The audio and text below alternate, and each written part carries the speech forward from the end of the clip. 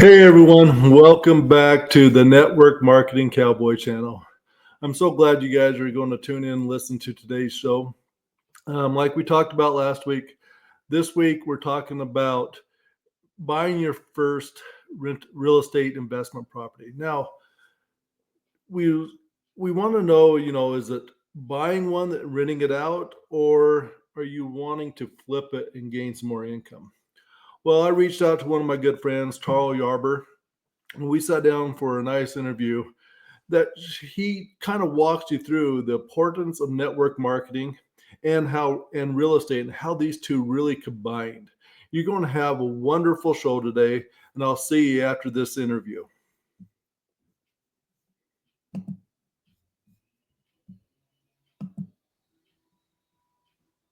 Well, I would like to welcome Tarl on this interview. Tarl Yarber, he's been in real estate now for what, close to 20 some odd years now, close to? Give or take, Yeah. 2005. He's been through it ups and downs here. So here's somebody that can give us a lot of insight and knowledge of what you need to look at of getting into your first single family investment property, either fix or flips. We're going to be getting into it, but Tarl, go ahead and introduce yourself and give a little brief background on about you. Yeah, sure, no problem. When I was 20 years old, in 2005, I bought a seminar. I bought a course on how to wholesale real estate called "How to Turn $10 into $10,000 in 30 days or less," and that got me into doing what's called wholesaling real estate, which is assignment of contracts. But at that time, I was 20 years old and I was in college, and I also just joined a network marketing company called Primerica Financial Services, which is a form of a network marketing, but focused heavily on the financial industry. So basically got licensed in life insurance and mutual funds and loans at the time.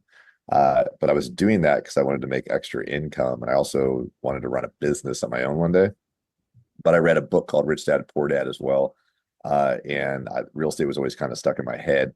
So I went to this conference in 2005 in LA that had Robert Kiyosaki speaking at it, but it was a sell-a-thon, right? So basically he was like a show pony, but he had all these other people that were selling courses. And I went there not because I wanted to get into real estate. I went there because I wanted to hear Robert Kiyosaki, and I ended up buying a course in real estate at the same time I was in the network marketing business. And me buying that course, got into real estate.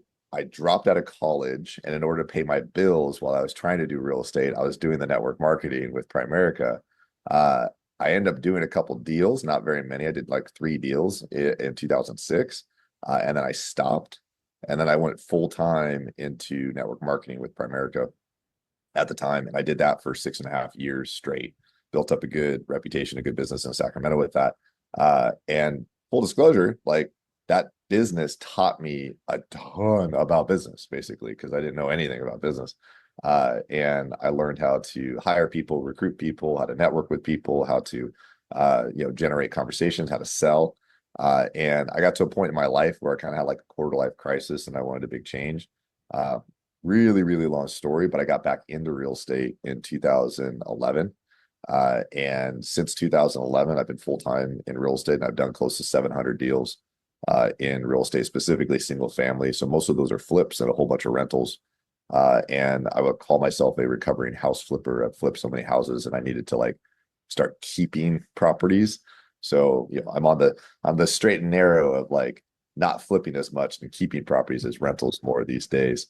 But I'm telling you guys there's a much longer story here, but like essentially I wouldn't be able to do what I did in real estate, which is now my full focus, without having that 6.5 year period of network marketing with Primerica specifically. That taught me so much on how to communicate, so much how to sell, so much how to network like crazy. I say this still to this day that the biggest key to my success in real estate is due to networking. And even like Robert Kiyosaki wrote a whole book on businesses and network marketing. He talks highly because it gives you those skills of how to go out and network, how to sell. Most of these network marketing companies teach you exactly how to go out and sell and push, not push a product, but to go recruit people to trust you, build that know, like, and trust in you. Correct. Yeah, absolutely. It also taught me business skills. It taught me how to, just handle people in general. And there's a lot of factors that led to me getting into real estate full time. But I owe everything to my time in network marketing for what got me like the freedom to be able to like, try what I wanted to do, to like figure out a whole bunch of stuff, make a bunch of money, right, as well. But learn numbers, learn finance, like there's all sorts of stuff. Like there's so many Yeah. network.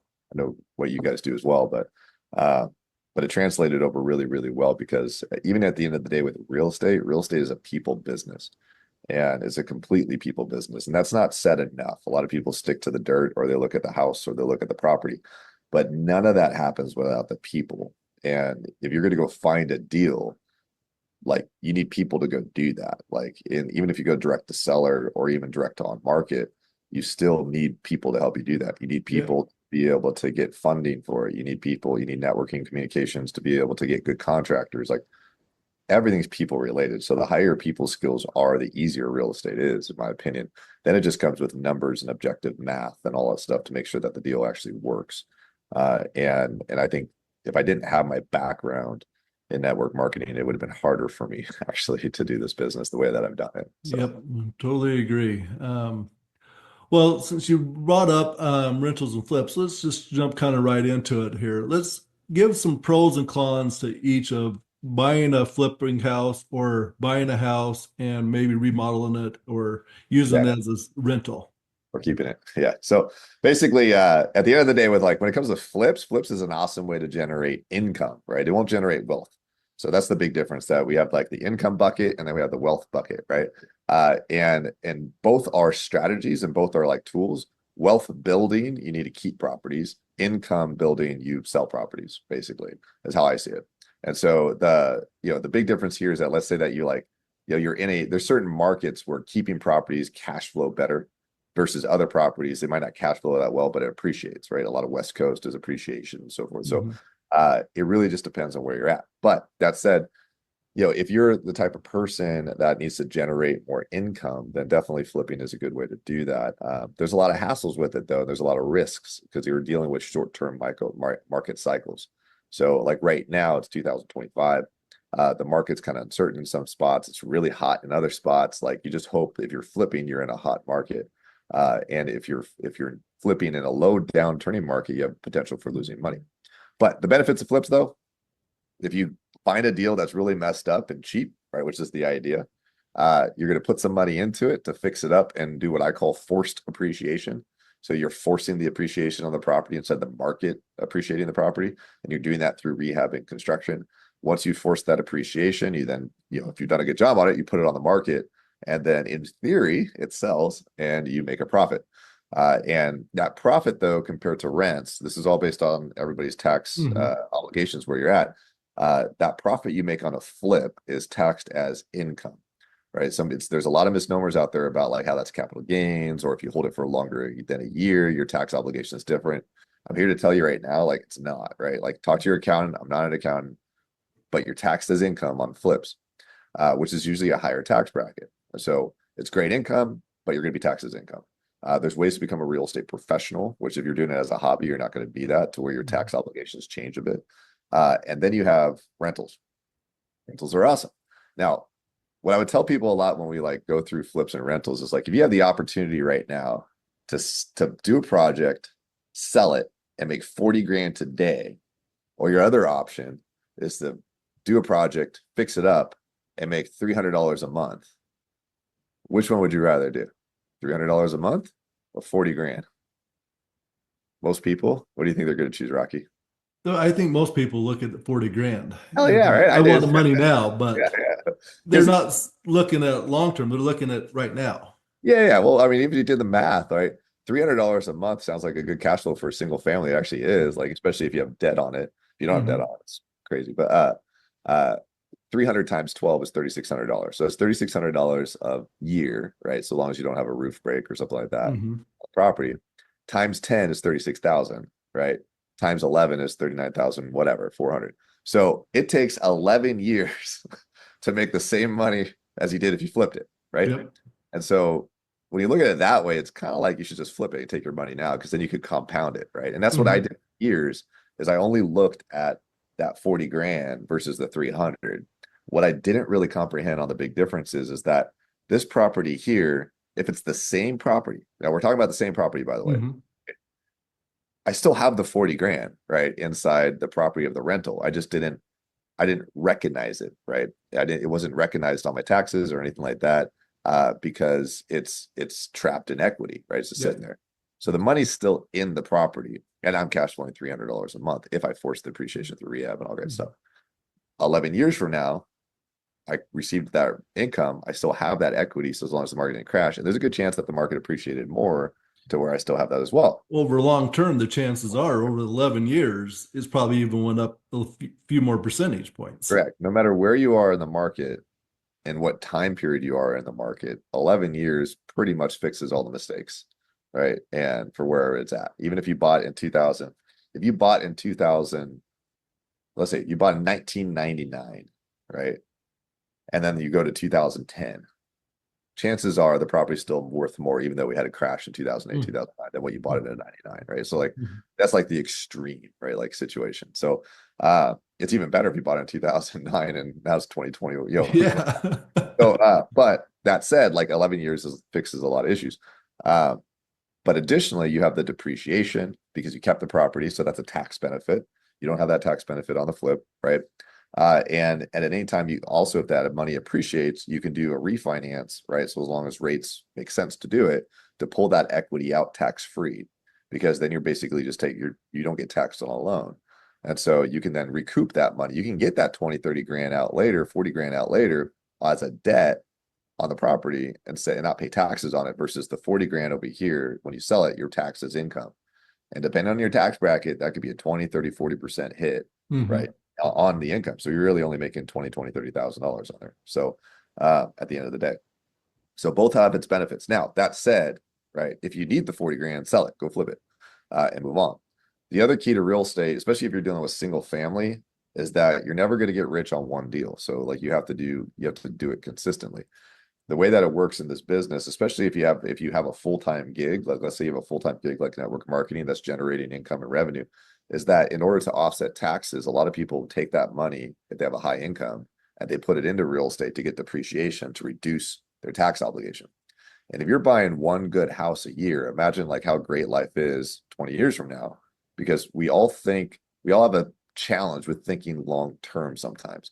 But a big difference for me these days, which I started becoming a recovering house flipper at the end of 2017, was that I'm like, what is my future self going to thank me for? Is it going to thank me for flipping that house today, or is it going to thank me for keeping that house today? Yeah. And is it thank me for taking that income that I make, 'cause I have other businesses as well, and offsetting it into real estate? Or is it going to wish that I just spent that money and blew it on something else or whatever, right? So I'm constantly thinking about what my future self's going to thank me for, or if it's going to get angry at me, angry at my past self for making a bad decision or being too short-sighted, right? Real estate allows us to build wealth if we keep it. It allows us to build income if we sell it, and that's the big differentiation of it. I still flip, Rocky. I still flip today. I'll admit I taste it every now and then. I really want to keep doing it every now and then, but I do it as a strategy. So like, Yeah. when I buy houses today, I buy houses with two exit strategies. Like every house I buy qualifies as a flip, because if it goes wrong or something we don't like the house anymore, we can always get rid of it, right? But the goal is that we keep every house, like period. And sometimes we need more money to be able to keep more houses, so we might flip, right, in order to keep it. So it's a tool, it's a strategy. And you, like you said, the market could have changed from when you bought it. By the time you get done rehabbing it, the market could have changed of like, oh, these rental prices just took a dump over here. I'm not going to be able to get my rental, so now I'm just going to flip it. Yeah, exactly. You have multiple exit strategies. Yeah. Great. But the big thing for anybody that's like has a higher income is the offset for tax purposes. And that's a huge benefit of real estate, not just single family. There's bigger benefits in other real estate assets for offsetting tax obligation for depreciation and so forth, and doing cost segregations. There's a lot of stuff that you can get into when it comes to real estate, as I'm sure you know, for tax purposes. And this is one thing that I really want network marketers to understand is when you start becoming successful at network marketing, you could be upwards of making, $1 million, $2 million a year in network marketing very easily. Why pay taxes on all that when you can buy something that's going to help offset your taxes. The There's a government doesn't need more money, trust me. there's a guy I know. There's a guy. Well, I don't know him though. I just acquaint. I met him one time. So I don't want to pretend like I know. So anyways, Maui, right? I lived in Maui for a while, and this guy was visiting a buddy of mine in Maui, and we were just like sitting on the lanai, hanging out, whatever. This guy was a network marketer, but he made close to 2 million a year. Mhm. But I only knew of him because his YouTube channel talked about duplexes all the time, right? I didn't even know this guy was in network marketing and that he had like these sales teams and all that stuff. I didn't know that, right? But what he did is so focused in what he does in Idaho that he doesn't really like promote it in the rest of the US. So the rest of the stuff he does in the US is all like duplex stuff, right? So he's known as this duplex guy. But the only reason why he got into the duplexes was because of all his income he made, active income he made in network marketing, right? And he was about 2 million a year. So he would take that money and a bunch of it and he'd buy real estate to reduce his taxes, right? And so he just got into duplexes. And so that was his kind of niche. And his entire real estate career is only because of network marketing. Yeah. So, And uh, and this is what people need to understand too. And over these next few videos, we're going to be talking about niches, single family, fix and flips versus rental. That's a niche. In the future episodes, we're going to talk about short-term rentals, which is another thing. And then, how you can, apartments, duplexes, fourplexes, things like that. And each one of these things come with a different, issues going along with it. I mean, one of the things that I always see hard because I know a lot of people now that have bought single family homes, but then they turn around and they don't really understand of what type of team they need to have, somebody that's going to help them rent it, a handyman, all the can you kind of explain a little bit about a team that you had to put together on a quick one on the fix and flips and a quick one that you need for if you're going to rent it out and type of people you need around you? yeah, this is a team business. So being able to, laugh, joke, have a good personality with other people, that's part of network marketing, but that's also Mhm. part of real estate. So people do business with others that they like and trust. So I learned that specifically in network marketing. And so Yep. like people like and trust you first before they do business with you. And that's the same thing in real estate. So in flipping and rentals, there's not a lot of change, right, on the team that you need other than like a few small components. You need really good realtors. So if I open up a new market, like right now, we're looking at a couple new markets. So when I open up a new market, I need to build a team first, right? Before we Mhm. go back. We don't buy a property first. We build a team first. Always. It's always the people. So I'll not buy, I'll go find like 4 to 5 realtors and that work with investors. And then I'll work with them until it kind of falls down to 1 or 2, right? So I'll try to find but I need a really good realtor that understands how to pull comps, understands the market, understands how to think like I think as an investor, and not like a first time home buyer kind of situation, right? Mhm. And there's a lot of realtors out there that suck. So that's just the truth, right? You just have to get licensed and all of a sudden you're a realtor. And licensing doesn't matter. Like they They don't know they it. just focus on I can sell you this house, don't know your strategy of what you're wanting to do and find you those deals that meet what you want to do. Right. Now I got to know what I'm looking for, right? Hmm. If we want to work well with our team, then we have to be specific on what our buy box is. And I need to be able to communicate that thoroughly. That helps a lot. So anyways, really good realtor, need title, a good title agent or title insurance, depending on what part of the US you're in, closing attorney or escrow, which depends on what part of the US you're in. So yeah, they have closing attorney or you have an escrow company. I need title and escrow for sure. And like those are huge components to Hmm. us doing a simple business. And of course, contractors. I will not buy in any market without a contractor team. So the contractor team is the most important, more important than the escrow, title, realtor, lender, or anything. And I Make say or that break you quick. they make or break you big time. And I say that a lot of people don't understand that. And I say that because if it's local in my market, it's not as painful. But if I'm buying out of market, then it is dramatically painful if you have bad contractors. And you need somebody that that if you send to go change out a water heater, like they're going to go do it. And you know that the price is not going to be like double other people. And they also will communicate with you and they'll talk with you. The last thing you want to do is have to buy a plane ticket and go fly out there, right? So, because that kills your profit, especially if you're doing single families. Mhm. So you need contractors that you like and trust. So big on that, huge on that. I won't buy property without contractors. So, and then the last person that's like the important person to me is I need like a third party person that I feel good with, that I could pay $50 or whatever to go drive a property and take pictures for me.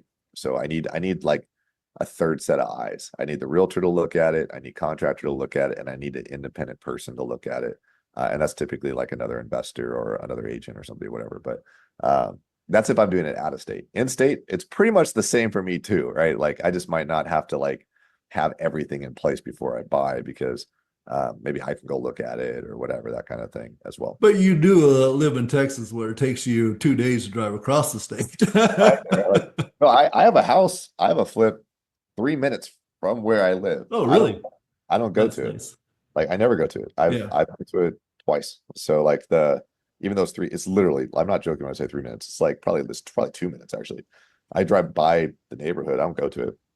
I do the same process. This is my little secret. I do the same process, uh, whether the house is next door to me or the house is 1,000 miles from me. And my process is I don't go to the property, other people do it. But that's a bigger thing. Well, this is why you put that team together, and you have to trust in your team. You can't do volume, you can't scale, you can't do any of that Mhm. kind of stuff if you're the one doing everything. And that's the Mhm. same thing with network marketing. You need a team, you need people like I need people to do stuff, and I need them to grow and build and all that stuff. You can't do it all yourself. The only difference with the rentals, right, is that you need a property management person, right? You absolutely need property management. Uh, Unless you want to self-manage, which to each his own. Some people like to do that stuff. I personally will never do that. I'm a horrible property manager. And instead of like full on GC contractors, you need handymen that can like go and turn, your units or whatever, or go fix a little hole or something like that. The GC with all the trucks and crews is going to be more expensive to go fix a little hole, right, than it will be for a handyman to go do that kind Yeah. of a situation. And then handyman needs to be, that's in my opinion, the property manager is the most important for sure. Handyman second important on that, because then they can create issues and headaches for you Yeah. as well. My whole business is about how to reduce headaches, right? And so how do I make it to where, my phone's not blowing up from tenants, contractors, realtor, like how do you reduce all that, Mhm. situation? So, but yeah, that's the biggest part. That's good. Well, what if somebody's trying to look at, okay, we want to try to buy a single family their in their market, just say, because most people are going to most likely start in their market. What are some of the marketing things that they need to go be looking at to kind of determine where some of the tools that they can use, some of the numbers they need to look at and figure out? Yeah, no, let's start with numbers first. So that's creating a buy box. Like if you don't know what you're looking for, you're not going to find it. So you got to know what you're looking for first. So what's a good investment? So like, we do events, we do a bunch of stuff, right? And we'll have newer people go like, I can't find a deal.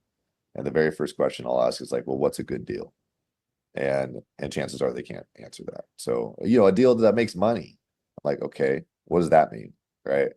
And get more specific. If you go to a realtor or what we call a wholesaler, which is somebody that does off-market deals, which is a bag of goods right there. So you have like just as many bad realtors, there's more bad wholesalers. But you're looking for network marketing, you're looking for the best agents and the best wholesalers, and you make friends with all of them because a blind squirrel finds a nut. So Yep. even the bad ones find a good deal. They might not know they have a good deal though. So be friends with everybody, right? That's what we do.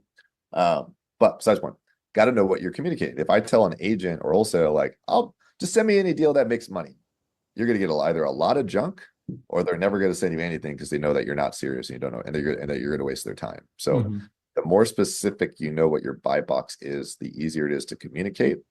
And additionally, the easier it is to ignore all the distractions.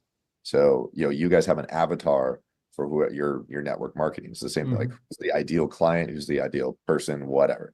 I knew when I was in PFS, married, homeowner, kids, age 25 to 55, full-time job. We called those 5 pointers. Yep. I want as many appointments with those as possible because we had a 90+% close ratio with those people. Like that is now. That's high. Yeah, it's huge, right? Like I knew we were going to do something with them, right? Like period, right? However, college, college student, living at home with parents, right?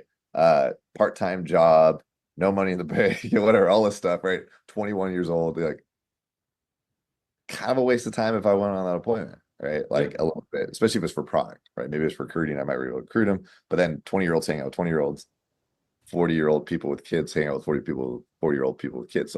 So what's your avatar? Same thing with real estate.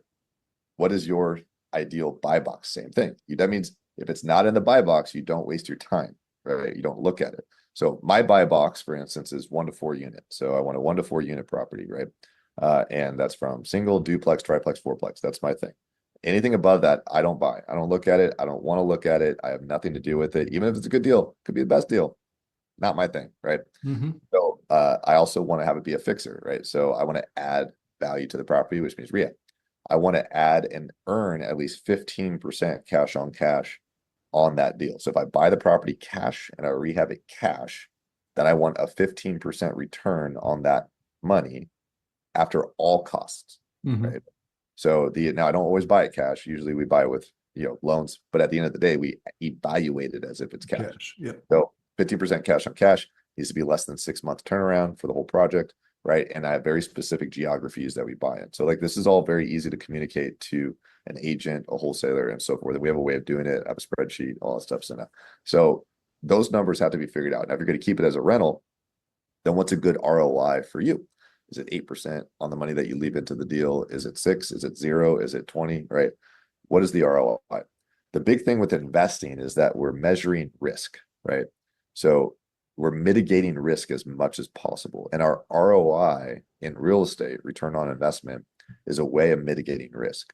The higher the potential ROI, the less risk, right? Now that's not always the same with stocks and mutual funds. Sometimes the higher potential means the more risk because they're going to stuff, right? In real estate, it's kind of the other way around, where it's like, okay, if there's a bigger spread, a bigger margin, you have a lot more buffer to screw up, basically, right? So, and what then makes the investment risky is actually the investor. So the better you get at the business, the better your margins get, or the tighter they can get, because the stronger you become as an investor to understand what things cost, what they after repair values are, like all that kind of stuff. Those are all part of the numbers. So, but the key thing is that if you're going to flip, then you got to flip on a margin. So is it 15%, 20%? And it's as you got to pretend like you're buying it cash and pretend like you're buying a rehab cash. If you're keeping it as a rental, the best way to look at that is like, what's the money you left into the deal? If you leave 10 grand into the property, like 10% down payment or whatever, or $10,000 down payment, and you earn $1,000 a year, so $80 a month, then you're getting a 10% ROI, right? On that deal. And so those are numbers. Is that good for you? Is it not? Right? Figuring that out. Add property management fees and all that kind of stuff. There's a lot of numbers, and there's tons of stuff on YouTube and the socials and Google on what's a good number for you, but you have to figure out. Rocky, you need to figure out what that number is. And I know you guys have done all your estate stuff. And I appreciate everybody that's done single family and all that. I've got to the point of my life is we invest in syndications. So with our good friend Kenny, I usually go out, they send me a proposal. This is what is going to be done. It could be anywhere from 6 to 10% return on the deal. I look at it like, yep, this is a good place to park some money. And because I trust, I know him, I trust him, and this is somebody I can trust turning over, $250,000, $500,000, it's so because I really don't want to go down through these rabbit holes of trying to find the markets and all that. And we're going to get more into this is, how to go find syndicators and all that where you can do it. But here's the thing, you have to be an accredited investor to invest with the best ones. And we'll get into that in a later episode. But go ahead. You said something extremely important.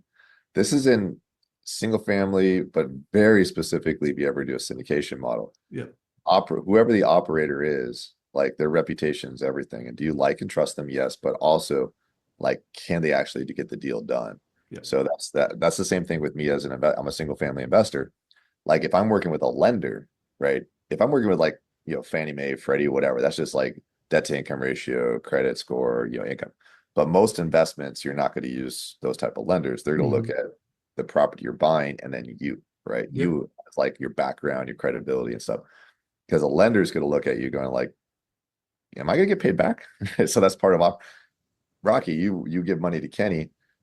You're like, no, if I give money to Kenny, I trust he's good for it because he has a history of operating. Like Yeah. most of how I get my money for lending is from private people out there. Mhm. And I have access to a number of people from that because of the reputation of paying people back, getting a good job, deals, everything. So the other aspect that's huge for network marketing that carries over is reputation's everything. So It is. the and it, my I will brag fully, right, that my reputation's pretty stellar in real estate. And I learned a lot of that in network marketing that our number one, so we have 4 companies. The core values are all the same. And our number one core value is don't F with our reputation. Everybody on the team came up with that. Like that is the core value of everything. If we mess up our reputation, I'm not going to get money for borrowing and stuff like that. If I mess up my reputation, contractors aren't going to trust me. Same thing with realtors. If I mess up my reputation, my other businesses will fail. Like we lend money out, like all this stuff. My private money lenders won't, trust me. Like Yeah. reputation, everything, right? So don't be short-sighted to try to grab a dollar, right? And On and something. this is where people like, you have to be very realistic when you're starting getting into there. Don't think when you go out there and say, "Oh yeah, we're going to be able to do this," and you don't know for sure. I mean, don't overreach. Come up with realistic numbers that is very attainable in your markets. Because if you overpromise and you don't deliver, you're screwing with your reputation. Can I add one thing Yeah. that so I started network marketing when I was 20, right? Mhm. Uh, I grew up broke. I grew up from I like to say like we were upper, lower middle, right? Like so we were like right always okay, we're lower middle right now, and then a year later we're like okay, we're back to upper lower, and it was like this constant like Yep. thing. But like not like super broke, but definitely not comfortable, like this whole thing, right? And so mentally, I had a lot of uh things I had to work out when it came to my relationship with money. It was a point to where, I mean, I still remember this day, like, going to the grocery store with my mom before school because they had an ATM there, and Hmm. she would write herself a check into that ATM and deposit it because she knew she can get $100 advance if she did that because it took a week for checks to clear, 2 weeks sometimes for checks to clear back then, right? So she'd have 2 different bank accounts and write checks between the two, knowing that she'd get paid a week later and that the money would be in there finally by the time it cleared. Like this whole game that I would see, right? The reason why I'm bringing it up is that a young Tarl, wish I didn't think this way. Young Tarl at age 20 was like, I'm going to make a million this year, right? Which was total BS as far as me, because I didn't believe for a second I could, right? I would just say it. I'd write it down. I'd do what everybody said. I could make a million.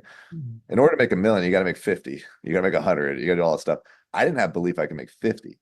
And so internally, because I had like such a I remember thinking like, man, if I made 4 grand a month, I don't know what I'm going to do with the other 1,000, but I'm going to live rich, right? Like, so it was like magical, like the idea of making 4 grand a month, right? Like it was insane. If I had that feeling, how am I ever going to believe that I'm going to make $1 million, right?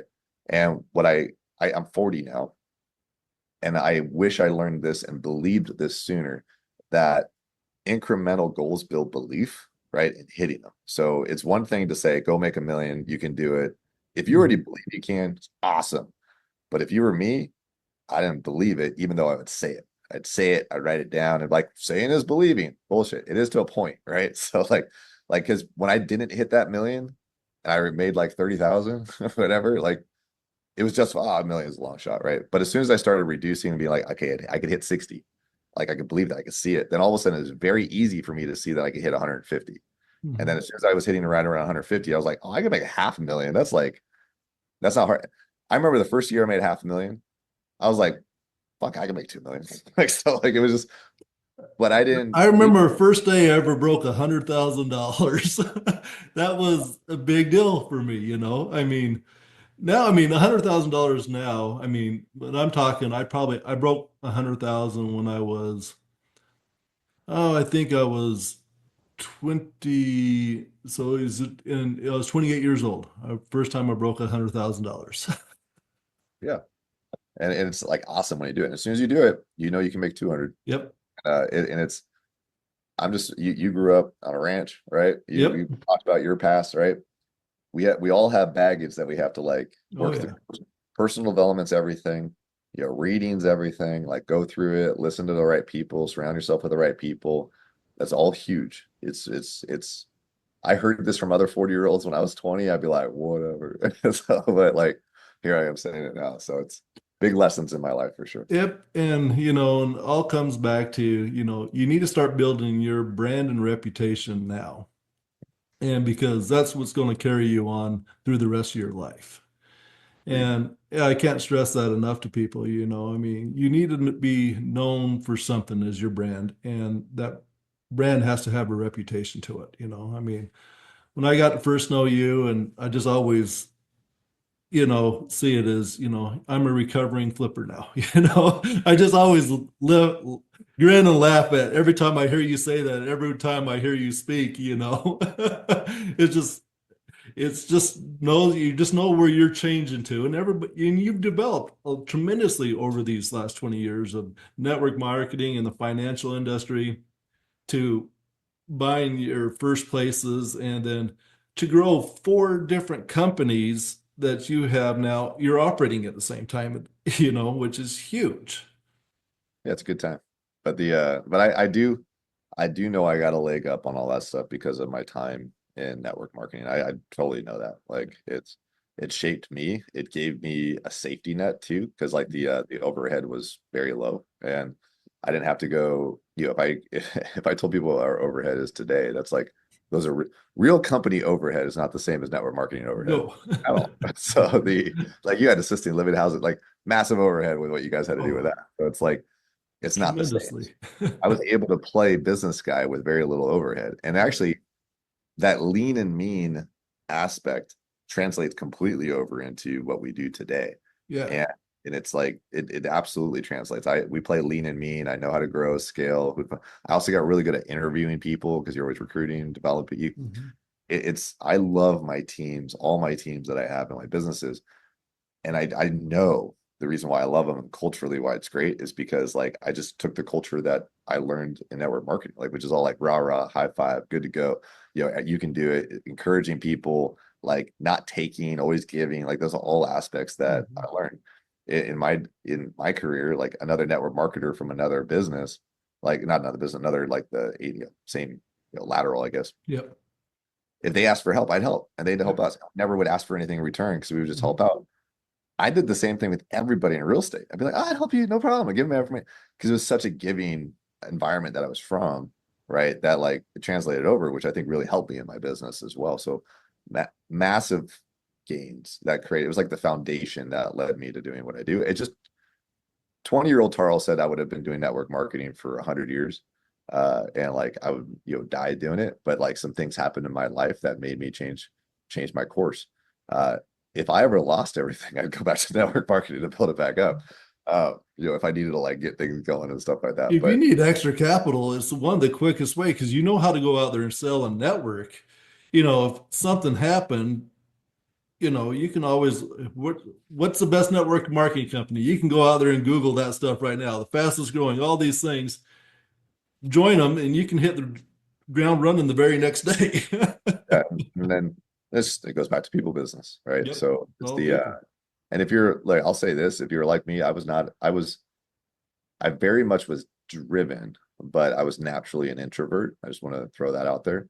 I learned how to become a professional extrovert. So my default's still introvert. So if somebody's Yep. out there that's an introvert, oh, it's not for me. Like you absolutely can change yourself, right? To be able to have a switch to turn it on. It's hard, it's not easy, and it takes time and practice. Yep. But I do have a switch and it does turn off, right? Like, and it is like a freaking light bulb. My wife knows, some people close to me know. All of a sudden, I'll be like, let's hang out, let's be the. And then all of a sudden, be like, switch. I'll be like, I am done, and then I'll like leave. I'm going back into my cave for a few Yeah, like days. it's literally just like a switch, right? Like, and I'm like, it's reach the limit, out, no more. Social time's over. Like so, the longer I'm living, the more I could kind of push it. But there's Yeah. also at the same time, like the crash is harder. I need to go back to reading a book or something. I don't know. But like I'm only saying that for those introverts out there that I can relate. So, Well, Tarl, I know you want to talk about your information where people can. I know you got some like free inspection guides that you Absolutely. give away and all that. Why don't you go ahead and tell people how they get in there and some about your. I know if people. One thing I want to talk about when we was talking about this stuff is you also have a money because flipping sometimes you can't get loans from banks. You need to be connected with what we call hard money lenders. Yep. Yep. And and I know you have a company that lends out to people that are fixing and flipping Okay. on a hard money scale. So why don't you talk about a couple of your businesses and how they can get a hold of you? Sure. We got a ton of free resources on tarlyarber.com, Tarl. It's like Carl with T. Yarber.com, Yarber. There's property walkthrough guides, there's red flag checklist, there's my profit and loss spreadsheet. It's all free.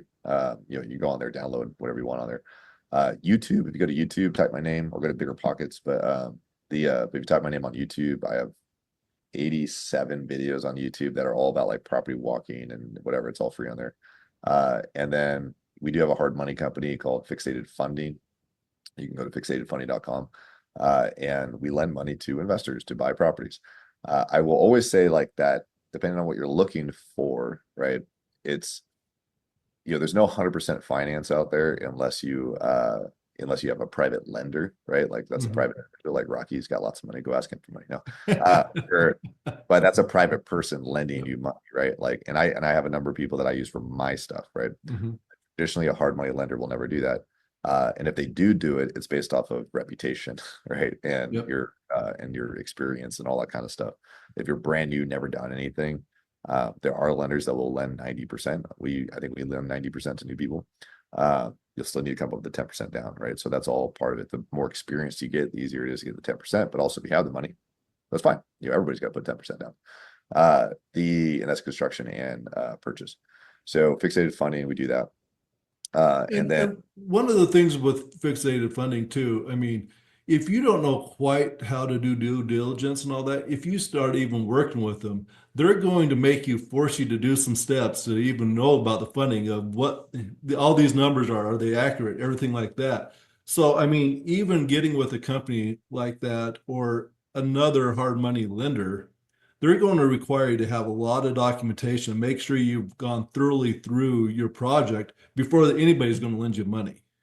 yeah, and you'll see it like once you get out there. If you really are like very, very, very inexperienced and you don't have money, hard money lenders will tell you. And they'll be ones that'll be nice and help you out and give you Yep. proof of funds and some stuff to put some offers on. If you tell them, if you're open and honest with them, like that's the big thing. Yep. Like there'll be some that'll tell you to pound sand, absolutely. And then there's a bunch of us that will be like, yeah, cool, like more power to you. What can we do to support you? Like that's Yep. because we're in this for the long game. So my team is more of that because everybody on my team is an investor and was new at one time. So Yep. like everybody, and so we know what it's like to go like, but we also could read through it. So you don't need to no blowing smoke. Just like tell us like, hey, If you're a new investor trying to act like you're an experienced person yeah, doing this, you're not going to fool the people that have been doing it forever. we smell it a mile away. We're like, all right, because we were that like we smell our own. Like we know dude, 20-year-old Tarl lied. Like so, like I had an inferiority issue. I told people I invested in all sorts of properties. I didn't do anything, and Yeah. now I see other people that do it to me, and I'm like, God, like I thought I was tricking people. No, I wasn't tricking anybody. So, Yeah. uh, anyways, it's fun stories. But yeah, we have that. Then, and of course, as you know, Rocky, we have our events business, which Yep. is the main flagship for that is Limitless Expo. So, limitlessexpo.com. That is Ken McElroy, Rocky's buddy as well. Him and I run a conference every year for financial freedom. So, and that this year will be in Dallas. So it's gonna be Yeah, good. and that's the end of July, you guys. And if you just want to be around a lot of high caliber people, and the nice thing about this, you hear a lot about conferences and all this stuff, and it's always, and Tara and I both been to a bunch of them where you always trying to sell you something at the end. This conference doesn't sell you things at the end. Yeah, they have a vendors area expo where people can be out there selling it, but on the stage, you're going to be learning from the top people in variety of different things about world economics, US economics, everything. Last year they had RFK Jr. speaking there a week after he dropped out of the race. Yeah, it's crazy. That's great. So I mean, and they're going to be talking things and it's just information download that you're getting from this event. So, I mean, go to the Limitless Expo. I know you can get general tickets. There's VIP tickets. I think, is there a way to buy just like live streaming on that too? Yeah, there's virtual too. That'll be out mid-April. And so depending on when you watch this, but like be a virtual ticket as well, which is the most affordable option. But you get all the stages, you get everything. So it's there's a whole networking component even on the virtual side that we I facilitate. know my wife and I are going to be there. We already bought our VIP tickets. We wasn't going to miss it. So, I mean, if you're watching this and you really want to come and learn and come and meet me and Tarl, we'll be in Dallas at the last week. Right. Good times. Yep. Hopefully. Well, thank you, Tarl, for doing this. I much appreciate your time. I know I do truly appreciate you giving up your time to do this with me. And Appreciate you, sir. and we'll see you in the future. See you soon.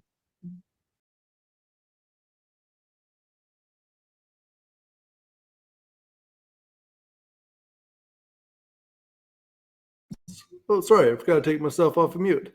How did everyone enjoy that? I really enjoyed that conversation with Tarl. He gave a lot of insight of how people can start taking their network marketing money and start investing it into real estate and truly building more income or truly building wealth. That's what we like about it. Real estate is how can you really build wealth, generational wealth. And so I hope you guys like this. If you tell me in the comments if you're planning on starting with flipping or doing rentals. And, if you're having any problems with trying to decide rental properties, drop that in the comments too. I'd love to hear from you guys. I can then get people come out and talk about more specific things. I would truly appreciate you guys do that. And remember, follow me, like me, hit the notification bell, subscribe so you get the updates. Next week, we're going to have another good one. It's going to be around creative financing. It should be very good for people that are trying to get creative on how to buy their first one. There's many different ways how to do it. So I hope to see you guys next week, and you guys all have a wonderful rest of your day.